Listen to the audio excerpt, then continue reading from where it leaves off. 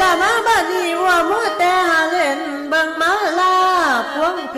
ศบ่สังเกตกำไปพี่มีคนเข้าเม่นอยู่ใน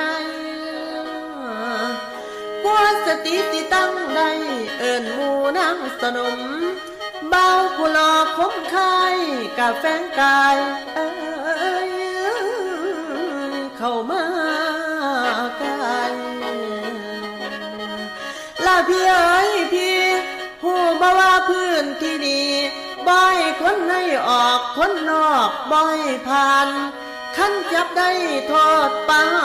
นสถานเดียวเท่านั้นบ่มีได้แม่นอุทธรณ์ลาพี่เอ๋ยพี่ขันบ่อยากเดือดร้อนในเฝ้าห่างขันหนีไกลก่อนที่คนสิมาพันหมู่ทางสิมาพร้อมแล้วเวลานี้อ้วนางเอ๋ยโทษถึงตายพี่บ่ยานโทษปานอายบ่ว่าพอเพียงเห็นอ้วขาดเด้อเพียงเห็นหน้านาดน้องเพียงเห็นหน้าเด้อนาดน้องก็ยอมได้โอ้ผู้สุอัน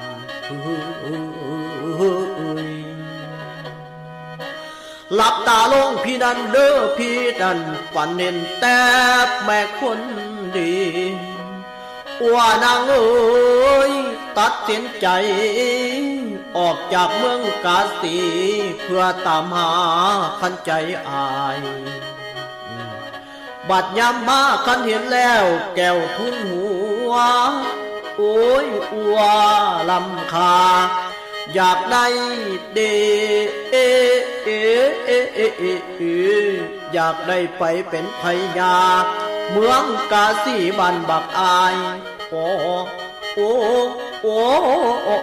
ยพี่ชายว้าวอย่างบ่ายสายแนงพันอาดดื้อ